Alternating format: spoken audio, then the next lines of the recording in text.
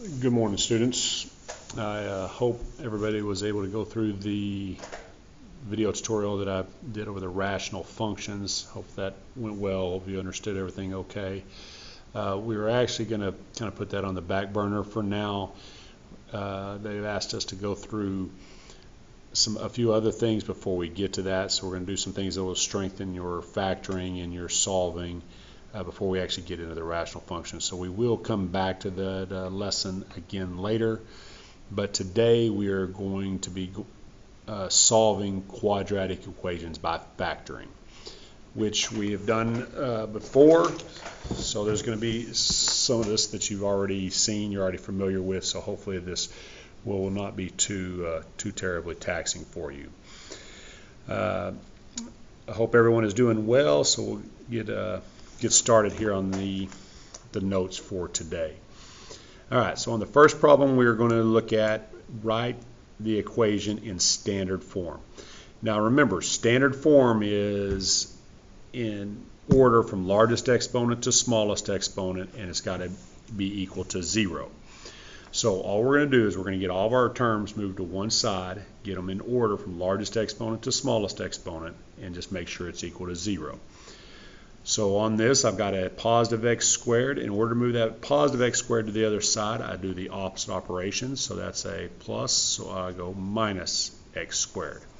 And when I bring it to the other side, I just combine it with the other x squared. So minus x squared there, just like this. Okay, and then I have the x squared and the negative x squared cancels, and that leaves us negative 3x squared, and negative 1x squared is a negative 4x squared. All right, I also have this negative 3x or minus 3x, so I want to do the opposite operation. So I'm going to say plus 3x and plus 3x. That way that negative 3x and that positive 3x will cancel. I combine my like terms, so I got a 2x and a 3x, which gives us 5x. Now I have this minus 10. There's nothing to combine to that minus 10, so I just bring it down just like this, and we're left with negative 4x squared plus 5x minus 10, and it is equal to 0. And that is our standard form. So when you're working with polynomials and you're trying to solve, remember, you always want to get it in standard form, get all the terms to one side, and get it equal to 0. And that's the way we're going to start each one of these problems. Now we're actually going to go into solving a problem, and we're going to solve these all by factoring. We're not going to have to do the quadratic formula or any of those today. Everything is going to be solving by factoring. All right, so on this first one, once again, it's got to be in standard form. So it's not equal to 0, so I've got to get it equal to 0. So that's a positive 8x. So I'm going to say minus 8x and minus 8x. And just combine your like terms. There's nothing to combine to that x squared, so I bring it down. So that's x squared. I've got a negative 5x and a negative 8x. That gives us a negative 13x. 8x and negative 8x cancels. That leaves us with 0. All right, so now when we get to two terms, there's only two ways we're going to factor two terms. We're going to factor if we've got the difference of squares or we've got sum and difference of cubes. But remember, when we factor, the first thing we always want to check for is common factors. So that's the first thing I'm going to look for when I'm factoring. And this is one that is commonly missed because people overlook the common factor. So if I look at this, these two both have an x. We're factoring out whatever they have in common. They both have an x, so we're going to undistribute that. So the x moves to the outside of the parentheses. If I take one x away, that just leaves me with an x here. If I factor the x out there, take the x away from the 13, it just leaves me with the 13. Now, make sure you check these. It's easy to check. That way you know if you did it correctly. X times x is x squared. X times negative 13 is negative 13x. So we did factor that correctly. And after you factor, all you do is you set your factor as equal to 0. So set both factors equal to 0 and just solve. The first one, x equals 0, there's nothing to do. The x is already by itself, so that is one of your solutions, x equals 0. On the other one here, I have to go plus 13 and plus 13. Those cancel. That gives us x equals 13. And that's your second solution. And if you recall, whatever your largest exponent is, that's the number of solutions we should have. Since it was x squared, that means we should have 2 solutions, and we have our 2 solutions right there. All right, now on to the next one. Okay, another one with 2 terms. We're going to end up with 2 terms here, but first thing we have to do is we have to get it equal to 0. So that's a positive 4, so I have to go minus 4 and minus 4. Those cancel. That leaves us with x squared, because you just bring that x squared down. There's nothing to combine to it. Negative 21 and negative 4 gives us a negative 25, just like this. Now, 2 terms, so what we're checking for is it a difference of squares or the sum and difference of cubes? This is squares, so we're checking difference of squares. That's a perfect square minus a perfect square. All right, so since it's a perfect square minus a perfect square, this is the difference of squares. So remember, all that does is x squared breaks down to be x and x. And if it was something other than x squared, it's just whatever times itself gives us this first term. X times x gives us x squared. And what times itself gives us 25, or the square root of 25, is 5. So 5 times 5 is 25. And that's plus and minus. Because 5 times negative 5 is negative 25. And then the 5 and negative 5 would give us a 0 in the middle. So now we have our factors. So just like we did on the last one, we take our factors, we set them equal to 0. So x plus 5 equals 0. X minus 5 equals 0. And then all we do is we go minus 5 and minus 5. That gives us x equals negative 5. There's one answer. On the next one, we go plus 5 and plus 5. That gives us x equals positive 5. So now our 2 answers are negative 5 and positive 5. We'll now move on to our next problem.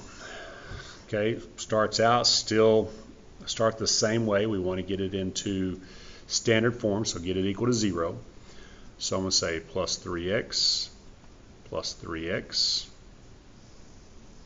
3x's would cancel.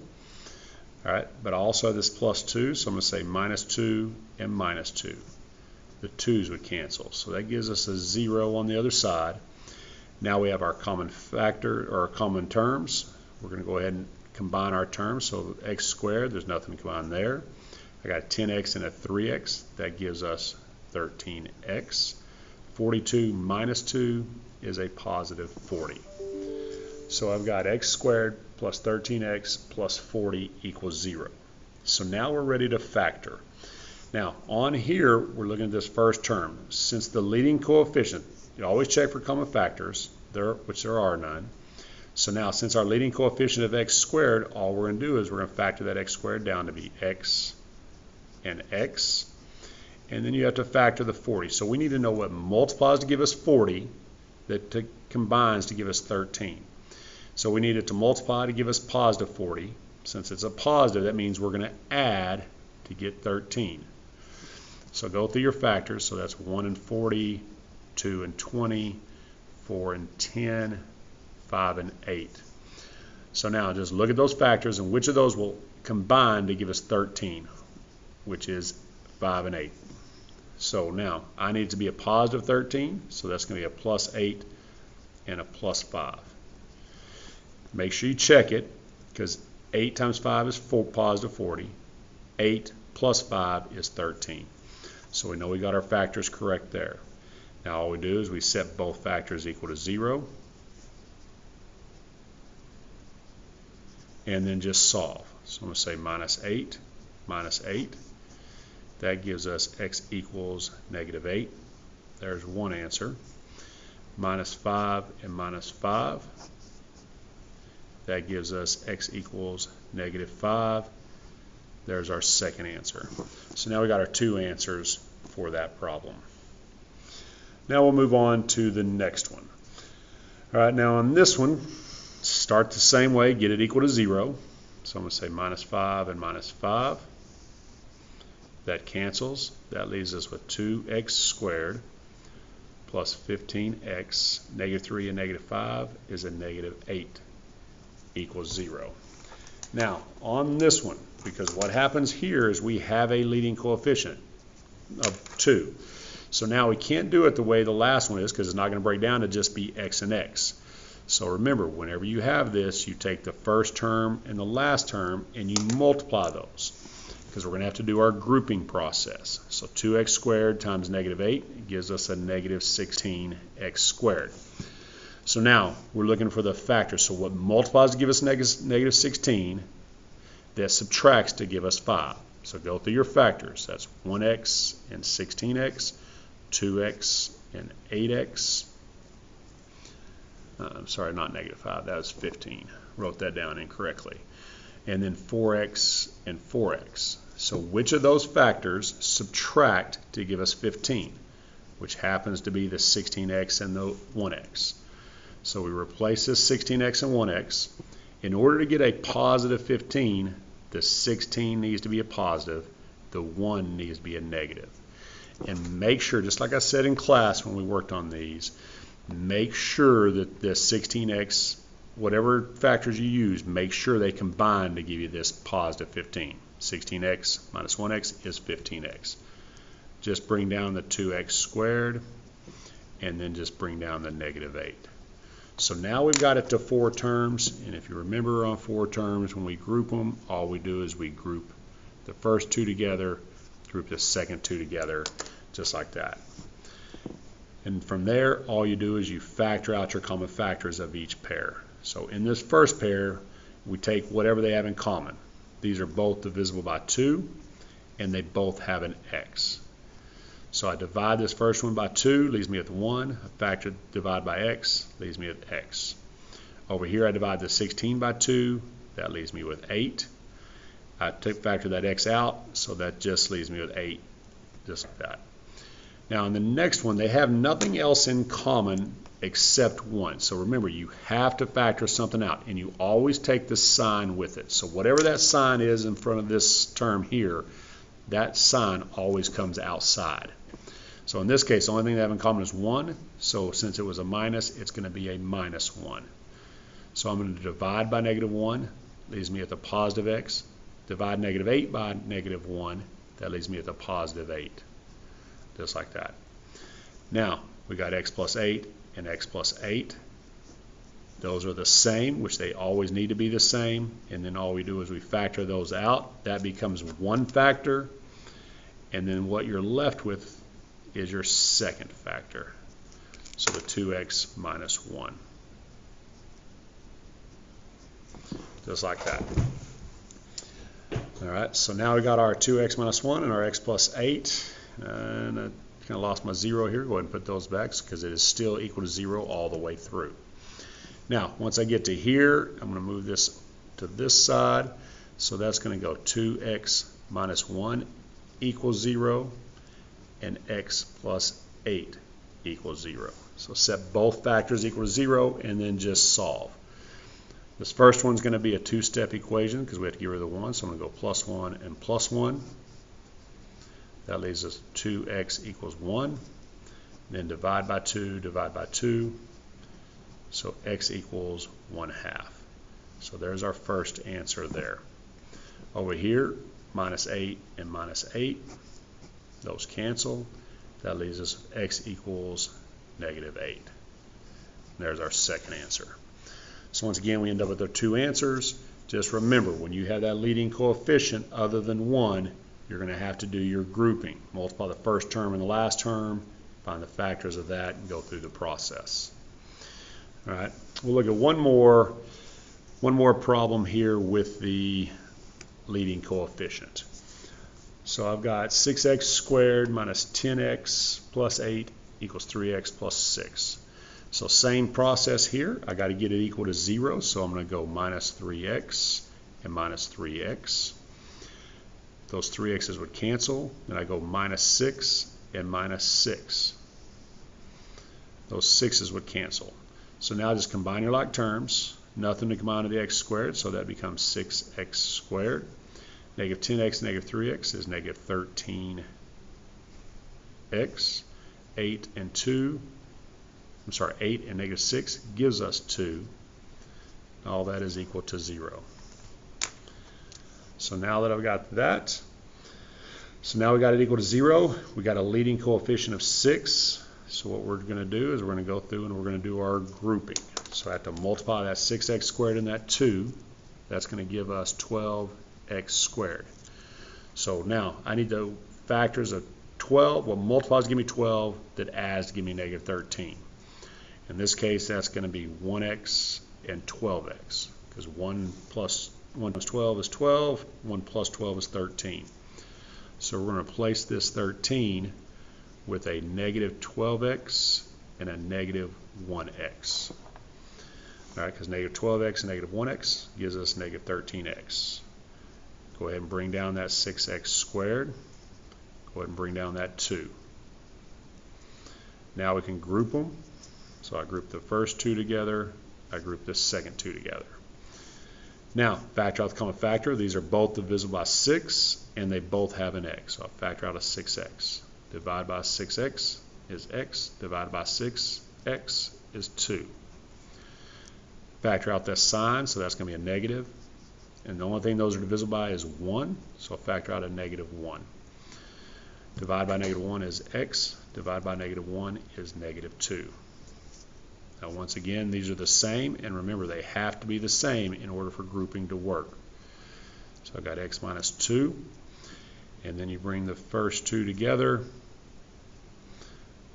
That's your second factor of 6x minus 1. All right, once again, it's equal to 0 all the way down. So now that we've got our factors, we set both factors equal to 0. So 6x minus 1 equals 0. X minus 2 equals 0. And then all we're going to do is solve for x. So this one I have to go plus 1 and plus 1. That leaves us with 6x equals 1. Then we divide by 6, divide by 6. That leaves us with x equals 1 over 6. So there's your first answer. Second one, we go plus 2 and plus 2. X equals 2. And there's your answer there. And that's how you solve factoring when you have that leading coefficient. Just remember to do the grouping. And the biggest mistake people make is you have to make sure that these two combine to give you this middle term. Okay, because you could try 2 and 6 and other things, but make sure that the combinations work, because otherwise it's going to end up not working out. You end up making a mistake. Also, make sure you factor out the terms correctly. If you can do that, you should be in pretty good shape on solving by grouping. All right. So now we go on to the next one. So the next one we have are going to be same type problems, except they're going to be word problems. So we're going to have to set the equations up first. All right. This one says the width of a rectangle is the length minus 7. The area of the rectangle is 8 units. What is the length in units of the rectangle? All right, so first thing I'm going to do is I'm just going to draw the rectangle. All right, it tells us the width is the length minus 7. So we know it's going to be minus 7. It doesn't tell us what the length is. So don't know what the length is, so I'm going to say that's L. So if the length is L, then the width would be L minus 7. So there's the way our sides would look. All right, now it goes on and tells us that the area is length times width. So our area is length times width. So if it's length times width, that is going to be the L times L minus 7 equals the area, and they told us the area was 8. So now go ahead and distribute. So L times L is L squared, and then L times negative 7 is negative 7L. Equals 8, just like that. Now, just like we did on the previous problems, we got to get it equal to 0. So I'm going to say minus 8 and minus 8. That leaves us with L squared minus 7L minus 8 equals 0. Now we got it equal to 0, got it in a standard form, so now we're ready to factor. So the factors of L squared, there's no leading coefficient, so we know that's just going to be L and L. And then we factor the 8. So what multiplies to give us 8? That subtracts to give us 7. So that's just going to be 8 and 1. And it needs to be a negative 8 and a positive 1. Because negative 8 times 1 is negative 8. Negative 8 plus 1 is negative 7. Make sure you check those so that you get the signs and everything correct. All right. Now, have the L minus 8 and the L plus 1. You set both those equal to 0 and solve. So this one's just going to go plus 8 and plus 8. So that's going to give us L equals 8. This one's going to go minus 1 and minus 1. That's going to give us L equals negative 1. Now, since we're talking about lengths, all right, it's not going to be possible to have a negative length, so we know that solution is going to be an extraneous solution. So what we end up with is our length is 8 units. Now, that is what they asked for on this one. They asked what the length is. Be careful when you're doing your homework, because on your homework sometimes they'll ask for length, sometimes they'll ask for width. So on the width, all you do is you go back and you plug it in. So I'd say 8 goes back in for L, so 8 minus 7 would be 1 unit. So when you're doing the problems, the practice problems, make sure you answer what they are asking. All right, get them set up, and the factoring, solving is everything's the same as it was on the previous problems. All right, last problem here. Another word problem, got to set it up. Once you get it set up, you should have no problems actually doing the solving. When 10 is subtracted from the square of a number, the result is 3 times the number. Find the negative solution. All right, so now on this one, they said 10 subtracted from the square of a number. Now, they're not telling us what that number is. So I'm going to say that number is x. All right, 3 times the number. So once again, that number is x. All right, so it says 10 subtracted from. So if 10 is subtracted from, that's going to be minus 10. The square of a number means x squared. So 10 subtracted from the square of a number will be x squared minus 10. The result is, so that means it's going to be equal to, and then it says 3 times the number. So once again, that number is x because we don't know what it is. All right, so there we've got it set up. Now once you get it set up, you solve the same way. Got to get it equal to 0. So I have to, that's a positive 3x, so I go minus 3x, minus 3x. Now, nothing to combine over here, but make sure you get it in standard form. So order, get the exponents in order. So that's going to go x squared minus 3x minus 10. And then that equals 0. And then we can factor it. The x squared just factors down to be x and x because there's no leading coefficient. And then we need to find out what multiplies to give us 10 that subtracts to give us 3, which is 5 and 2. Make sure your combinations work. So that's a minus 5 and a plus 2 because negative 5 times 2 is negative 10. Negative 5 plus 2 is negative 3. Set both factors to 0. Plus 5, so here I go plus 5 and plus 5. That gives us x equals 5. Here I go minus 2 and minus 2. X equals negative 2. So there's our 2 answers. Now go back to the problem, and it says find the negative solution. So if we're finding the negative solution, our solution would be x equals negative 2. So be careful when you're doing these problems. Make sure you're answering what they are asking. All right, that is it for the notes over this solving quadratic equations by factoring. Your classwork, your practice problems will be found at www.deltamath.com. Okay, and the teacher code will be 239244. Now, you're going to have to set the account up. So when you go on here, and we'll kind of show you where it's at. So you go on to this Delta Math, and you can do this on your phone. All right, you're going to go into create account, and then it's going to ask student or teacher. You just hit student. All right, and then it's going to ask for the teacher code, and you just enter that 239244. Okay, and then you just fill out the information, and there it says select, and you just put in what class you're in, A2, A4, B3, B4, so that I have that. The Algebra 2, just to ignore the Algebra 2 class.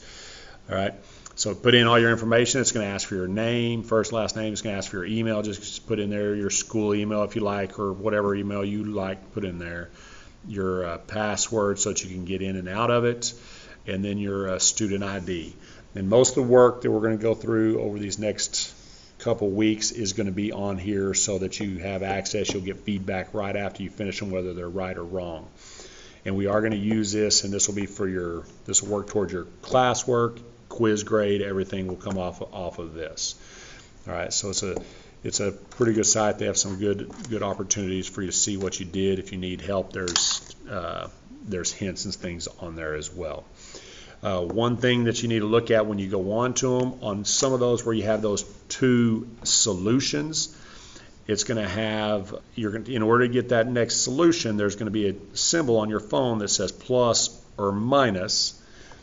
Okay, it's going to be plus or minus, and you've got to click on the plus sign to get the extra box to input your second answer. So whenever you're trying to put in two answers, just make sure it's going to be over there on the right side. There's by the calculator. You hit the plus sign, and then it'll pull up that second box for you. So hopefully that helps. Hopefully those notes will help you get through that material. On the problems themselves, they'll have a couple different types of problems. There'll be some get them in standard form, then some solving factoring with two terms, leading coefficients, non-leading coefficients, and there's a couple word problems as well. So just go through the material, okay, get all those answered, and get those submitted by Wednesday. Okay, on Wednesday I'll post another lesson and some more problems. And if you have any questions or you need any help, send me an email and I'll arrange. We need to do some tutorials. I can arrange times so we can do that as well. I hope everyone is doing well. Hope you have a great day, and I will be back with you on Wednesday. Thank you.